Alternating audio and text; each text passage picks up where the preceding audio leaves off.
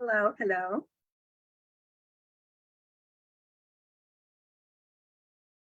So we're getting ready. Good morning, good afternoon, good evening, wherever you are in the world. Let's get this started.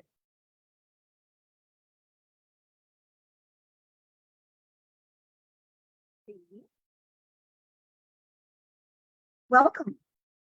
My name is Virginia Rivera, and I'm going to be your trainer and resource today. We have an incredible topic, one that is so relevant for the world that we're living in today. As we look at the news, we see devastation, we see earthquakes, we see floods, we see hurricanes, we see natural disasters that have never really been as prevalent as they are now. Of course, they've existed. We read in the news about food insecurity, and we wonder what's going on. The truth is that our planet is telling us, you're not taking care of me. You're not doing what I need to thrive. We take everything from nature. We take everything that we need in order to live. We need to give back. So today's topic in this incredible educational session internship by IIU is one that if it's ever needed, it is now. IIU is the largest virtual learning platform around the globe. We are in 195 countries. We have over 1,000 educators, and we have e-learners in thousands around the world. We are so proud to bring to you a different type of learning, an education that you can use to really expand not only your horizons, but your opportunities. We believe that you deserve a skill-driven curriculum. We believe that you deserve to pick amongst thousands of topics how you want to learn and from who. When you are a global citizen, you need global education. And that is what you will find at International Internship University. Our founder, Piyush Pandit, is not only a serial entrepreneur, he's a social impact maker. He's a rainmaker for a lot of the projects around the world that are impacting people today. He's an advocate for your human rights. Every person deserves to have quality education. And that is what he stands for, and that is what we stand for. So welcome to IIU. I am thrilled to be here to discuss such an important topic. In my case, I come from a tiny little island associated with the United States called Puerto Rico. In Puerto Rico, as in any other island, we are surrounded by water. And we are right now exactly at the time where hurricane season is impacting all the ocean. Because the water is so warm, it just makes it the best conditions for these storms to become a Category 5 immediately.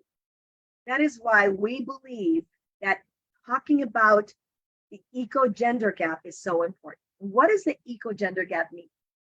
It means that there is a gender gap when it comes to our ecological and ethically responsible sourcing and practicing, the correct things to make sure that we are minimizing our footprint, our environmental footprint around the world.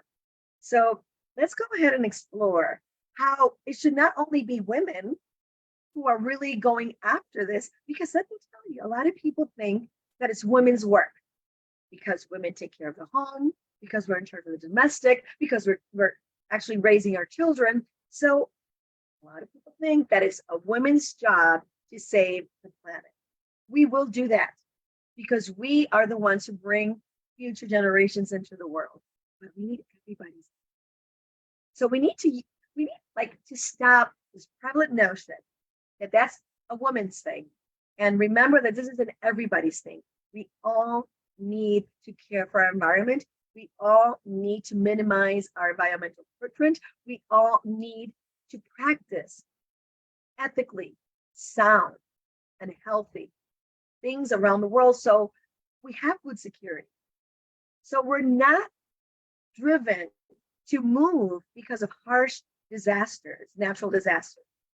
We need to make sure that we are being proactive because we want to leave this planet for future generations. We want them to have what we had, but we want to guarantee that we're not going to end it. So let's go ahead and explore why people think that it's women's work, and how we can start including everybody in the mix. So let me go ahead and share my screen.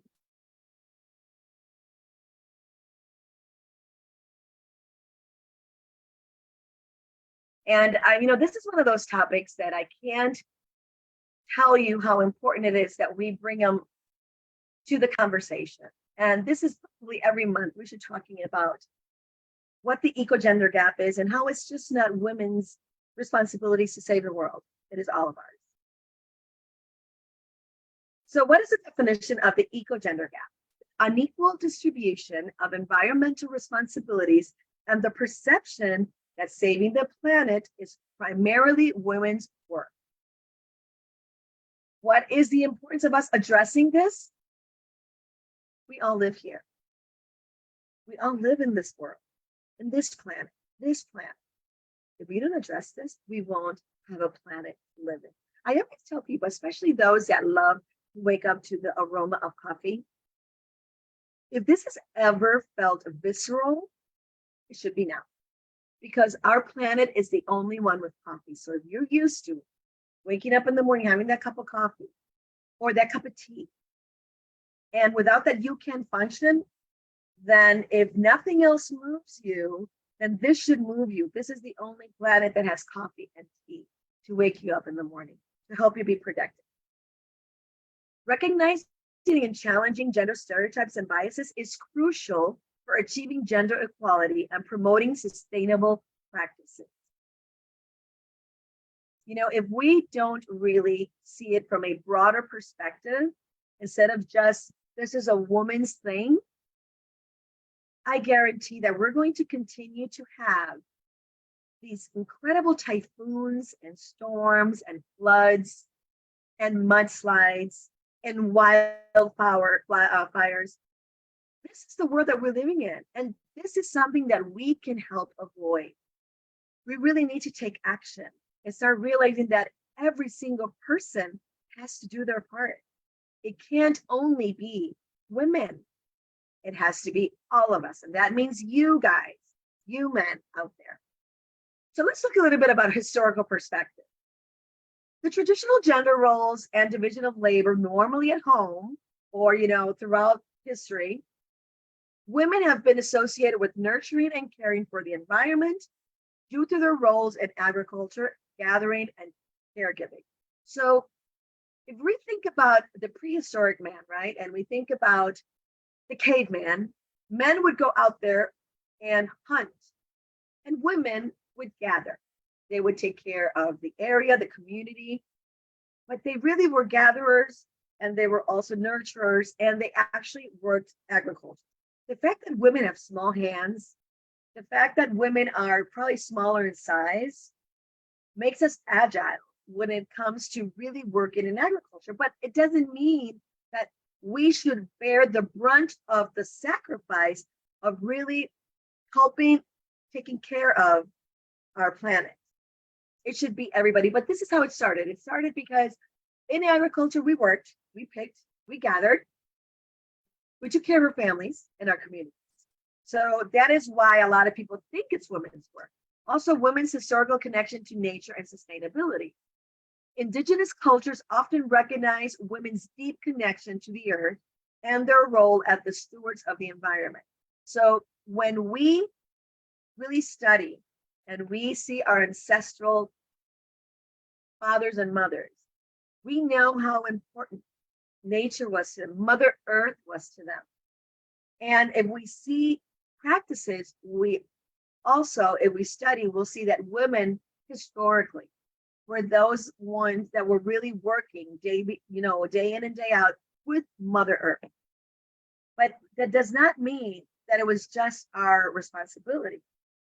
It means that we should all share the responsibility of taking care of. There are some cultural factors of why women are seen as the planet savers. Societal expectations and stereotypes. A lot of them, these cultural norms and expectations often assign women the role of caregivers, making them more likely to be associated with the environmental concerns. The media portrayal, that means movies, commercials, articles, and the reinforcement of media with our gender roles. Women do this, men do that. And you know what? Media often depicts women as more environmentally conscious and responsible, reinforcing the perception that saving the planet is women's work. So we watch a movie, and usually who we see being that person in charge of the recycling, the reusing, the reducing, bringing the message, caring about it, it's women. But the truth is, again, I can't reinforce enough how we all have to take action. And the truth is that there's so many men that are doing their part. There's so many men that are actually out there really creating. If we really think about, you know, the people that collect waste around the world, it's an even half and half, right? We have men in those garbage collecting or waste disposal trucks. We also have women that actually go out there, but they're more dedicated and specific. They're there getting cans, so they're getting glass bottles. They're out there getting cigarette butts. They're out there getting plastic caps. So even the way we divide the work is really saying that women are more specialized in taking care of tasks that are more specific when it comes to it being environmentally friendly. So we need to make sure that we teach, that men are educated in how they also contribute with the decisions that they make to making this a safer planet for all of us to live in. Financial factors or economical factors. You know, how do those really impact the fact that women become the steward of safe environmental practice compared to men? You know, and I have to say that if you're just joining, this is a very important topic. And sometimes it can become a topic that we don't want to really listen to because it involves work from all of us. Let's think about single-use plastic. You know, of course, it makes our life easier to have disposable plasticware. Of course, it makes our life easier to have disposable plateware. Of course, it makes it so much easier for us to have a one single serve plastic bag. But we know that around the world, many countries have adopted already the policy of not having at supermarkets and markets plastics, right? Plastic bags. Now we bring our own totes. But did you know that a lot of men think that not having a plastic bag and carrying a tote is a woman's thing? So let's really look at the financial factors of why this is still in women's hands and we're not all distributing the responsibilities equally. Gender division of labor in the workforce has women concentrating in low-paying jobs, environmentally focused jobs such as cleaning, caregiving, and agriculture. And that reinforces the perception that we are primarily responsible for environmental sustainability. So the way our jobs are divided, the low-paying jobs, which are the jobs that women normally do, are those that are environmentally focused. When we clean, if we don't use chemicals, that's our job because we use chemicals. But if women decide not to use chemicals and use natural ingredient detergents, and they actually are focused in making sure that what they use in cleaning, caregiving, and agriculture is better for the environment, that reinforces the fact that we will take care of the environment. Women's disproportionate representation in low-paying, environmentally focused jobs. The undervaluation of women's labor, okay, that, you know what that means? The underpaying to women. You know, we still make 54 cents for every white man's dollar, no matter what we do. No matter what we do. That's almost half of what a man makes. So the majority of the jobs that we do as women are environmentally focused. That means that They impact directly the environment, and we make green decisions. We make the right decisions to not affect. So then people say, well, it's a woman's job. That's a woman's thing. It is not a woman's thing. And this is why we're discussing this today. It's through education that we learn. It's through education that we can say, you're right. I should also be taking care of my problem. If you have plastic, if you have garbage, don't open the window of a bus, your car, or your bike and throw the garbage out into the street. How many of us do that? How many of us literally throw garbage in the street because we think that is somebody else's responsibility? Stop it. It's your moment to stop throwing paper, plastic, the garbage that you eat when you're on your way to work and you feel so comfortable of like lowering the window and throwing it out. You need to stop that. Take it with you and go to a garbage disposal recipient, a trash bag. It's really not that hard, but I don't know, men, you don't understand. Do not throw things out the window. You know what? We model this for our kids. Our children see us doing this. So if we want our children to have environmentally sustainable practices, if we want them to take care of the earth and really take care of the environment, we need to show them that we're doing the right thing also. And that takes you to education and awareness. Even when it comes to gender disparities, we need to make sure that we are educating and creating awareness about them. Women and girls often face barriers to accessing environmental education and STEM fields. Okay, so what does that mean? It means that as girls, when we're growing up, our parents most likely will keep us home to clean and to sell instead of sending us to school where we can learn environmental, practices and have that in education. And also when women are involved in STEAM fields, right? Scientific, technology, environmental, mathematicals, and agriculture and arts, we are limiting their participation in environmental decision making. A lack of representation of women in environmental leadership roles, what does is it puts us in an underrepresented leadership position. We are not at the table when the decisions are made. We are in the garbage cans doing the right thing, distributing the reusables and the waste, but we're not in the boardroom making the decisions that are good for the environment. So men, make room, and women, listen to me, bring a chair, a folding chair.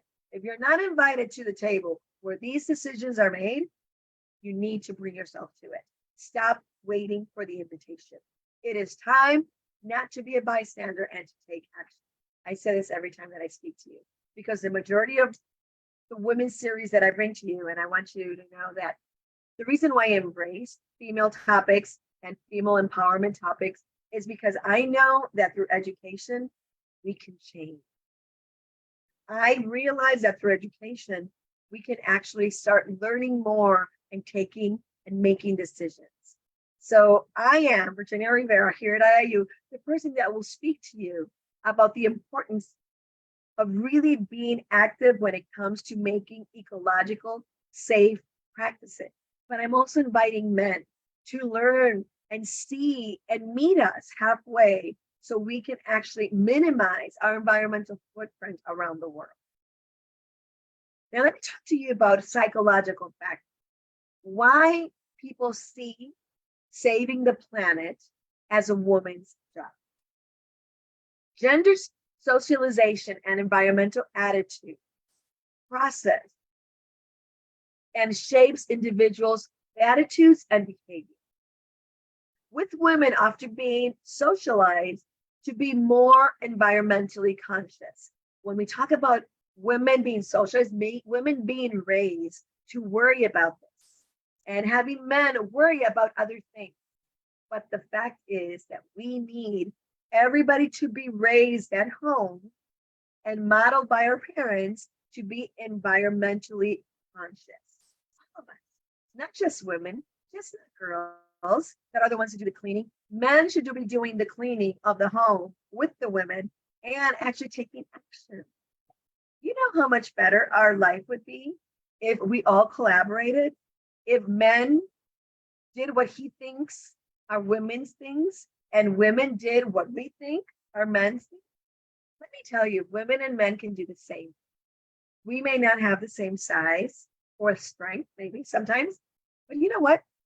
We can use other things. We can use lifts, hearts, different things, cartwheels to really help us. We can be three instead of one. We can do it. And men, you can care for your home. You can take care of the trash. You can divide the recyclables. You can learn. I know you can learn. I know men are smart deep down inside.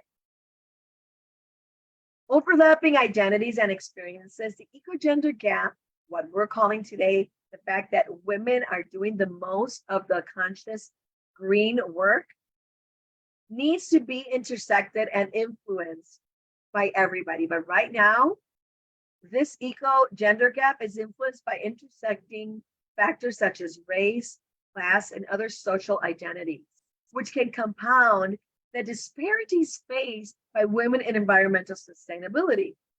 The impact of race, class, and other factors on the eco-gender gap are huge because women from marginalized communities or communities that are poor often face additional barriers and challenges to accessing resources to teach them how to do better practices, how to learn about being more environmentally engaged, and how to have better opportunities.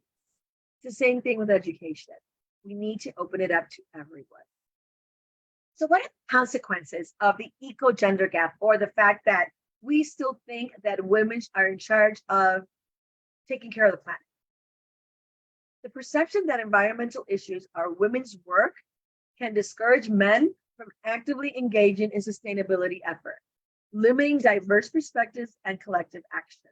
So when a man thinks that this is a woman's job, he's not going to do it. He's just not going to participate because that is her job. So we need to eliminate this way of thinking because we can't do it alone. We are half of the population. So that means that we have half of the effort. We can't do all of the effort when we're half of the population. That's just really asking too much of women. Also, women often bear a disproportionate burden of responsibility for all the household practices, further exacerbating the fact that we think that women should take care of the environment. So when we have these eco-gender gap, when we think this is women's work and this is men's work, what we do is hurt ourselves. But most importantly, you know who we're hurting? We're hurting future generations, because future generations are probably going to melt. I heard through a meteorologist that this summer is going to be the coolest summer forever going forward. So we all went through a heat wave. Every single country went through a heat wave. Even those countries that were supposed to be cold were hot. When I went to Norway in the middle of the winter, I went to the Arctic Circle. I want to tell you that I went to the Arctic Circle to see the polar bears. I went to the Arctic Circle to be cold. I went to the Arctic Circle to see icebergs, to see the aurora borealis. But you know what I found when I went to the Arctic Circle all the way up in the North Pole? 48 degrees Fahrenheit, which means that everything started to melt. So polar bears don't have a place to live. Icebergs are melting and they're really eroding and amplifying the ocean. So our coasts are eroding. We won't have coasts because everything is moving. The water is going back to where it's supposed to go in its natural state, which is liquid. I saw firsthand what climate change does. And since then, I am so environmentally focused on doing the right thing. I need you to remember how hot you were this summer. I need you to remember how we couldn't even live because there were forest fires everywhere and we were just melting. And to have them say that that's going to be the coolest summer going forward, is very scary. So we can still take action and really start bringing solutions and really do our recommendations. This is our moment. This is our time. Right now, I need you to be active. I need you to really start thinking, what can I do in my household to change our practices? Promoting gender equality and environmental education is key to ensure equal access to environmental education for all genders, women and men, so we can empower these individuals to actively participate in sustainability efforts. Encouraging men's involvement in sustainability initiatives is promoting inclusiveness and diverse participation in environmental initiatives. These can change the gender stereotypes and foster collective action. You know, there's so many case studies around the world about what can be done. I'm going to share with you a case study in Puerto Rico. So in Puerto Rico, Scuba Dogs was a group of people, mostly men, who loved scuba diving. And they decided to join forces as scuba divers to go to the bottom of the earth and remove the garbage and the trash that we throw in there. On their first day going in, they brought up 20,000 pounds of garbage. In Puerto Rico, every year, we invite the public to scuba dive and to clean our beaches and to help us clean the ocean. And every year, we bring up tons of garbage. But if it wasn't for those men that decided to use their love for scuba diving to go down to the bottom of the earth and pick up the garbage, we would not have coral reefs alive today. But in Puerto Rico, we've seen that our dying coral reefs are again emerging and they're living because we took action. So I need all of you to think, how can I make a difference? So if we promote gender equality and environmental education, and we encourage men's involvement in sustainability initiatives, we will see changes. Just like the scuba dogs, that's what they call themselves, case that I discussed with you, we again and again can demonstrate how initiatives addressing the eco-gender gap can help us have a sustainable world. We need all of us in order to save our planet, just not the few of us, not just those that are smaller, not just those that are women, not just those that have little hands, not just those, no. We need everybody to participate. We need every single person to realize that it is our responsibility to help the environment. I'm going to stop. So my call to action to you is today, when you go back now to you listen to this, I want you to write down, what can I do from where I'm at? What can I do to make a difference? Just me. And let me tell you, if you're a mom or a dad, share this with your children.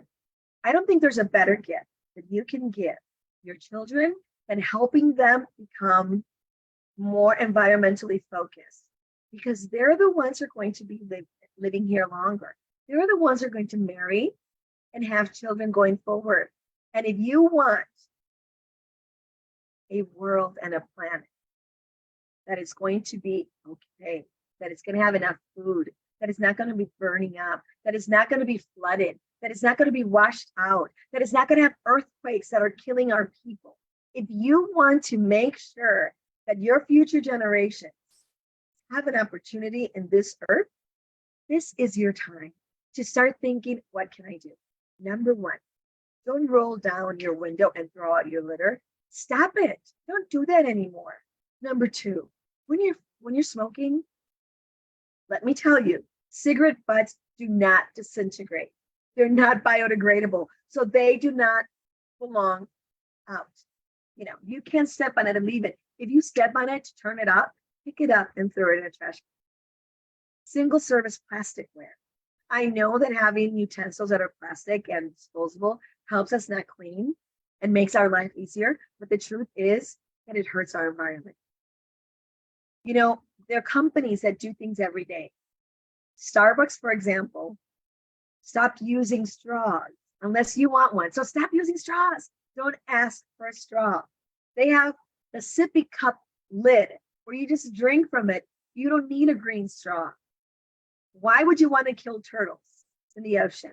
Do you know that millions of those straws end up in the ocean, killing our turtles and our marine wildlife? Stop it. Stop it. You know, don't throw out your fuel. You know, old fuel, they're recycling places that you can actually recycle that. Also, so you know, a lot of the green practices uses old oil and fuel to create new oil and to use as fuel to generate for cars and different things. You can make a difference. Find out more. Send your kids to school. In school, our kids will learn environmental education. And when they bring it home, celebrate them. Let them know that we are going to do what they say that we should be doing in order to save our planet. When your kids come home and tell you that they want to plant a tree, go out and plant a tree. They know what they're talking about. Reforestation is one of the easiest things we can do for our planet, and we don't do it enough.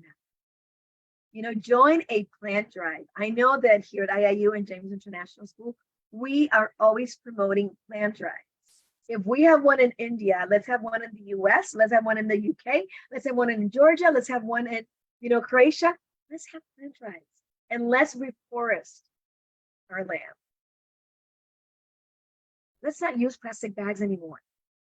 Let's bring cloth bags. Let's be smart. This is not a woman's job. This is all of our job. Let's raise our little boys to know that they need to collaborate, help, collaborate, because this is their world. I can't stress enough that after reading the newspaper yesterday, I saw more than 6 environmental disasters around the world, and we have control of it. We can make a difference. So why does the eco-gender gap exist? Because men think it's women's work, and women think it is our work. You know what? This is all of our work. We all need to participate in saving our planet. What are you going to do today? Write it down. What are you going to do today? What are you going to do today that is going to make a difference in our planet? Do one thing. Share it with me. One thing. I want you to write it down right here in your comments. What are you going to do to save the world? You can not use plastic. 2, not throw away plastic. Reuse it. Whatever you can. If you have water bottles, fill them up, use them again. Let's not use plastic. Let's not buy plastic. Let's make sure that we use glass containers, metal containers. Let's make sure that our trash goes in a trash bag, not outside the window. Let's make sure that we don't and say, I am not going to use straws today. I need you to do that and realize how easy it is not to use straws and to make it. My invitation to you is don't be a bystander. Take action. Be a leader. Be an environmental leader. Be a model. Let your kids see you do this. Let your nieces and nephews, let your students see you be proactive about saving our planet. Yesterday, I saw six environmental issues. 6 typhoons, hurricanes, wildfires, earthquakes,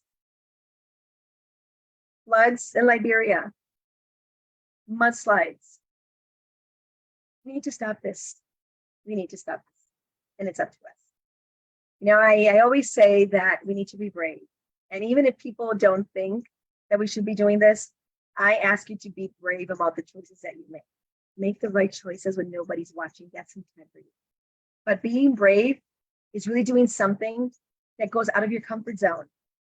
And if that means holding on to all your trash, putting it in your bag, and then when you get to a trash can, throwing it away, do it.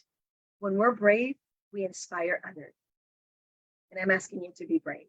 Be brave for the home of all of us. Be brave for our planet. Be brave for the only planet that has color. Have a great day. Bye-bye. Great night and great evening. See you soon. And remember, this is IIU. We are the change. IIU is a revolution in education. Stay with us. Thank you, Mr. Pandit, always giving us this wonderful platform to really bring our information, our sessions, our internships. We will be having more eco-friendly and environmental focused sessions. So see you soon.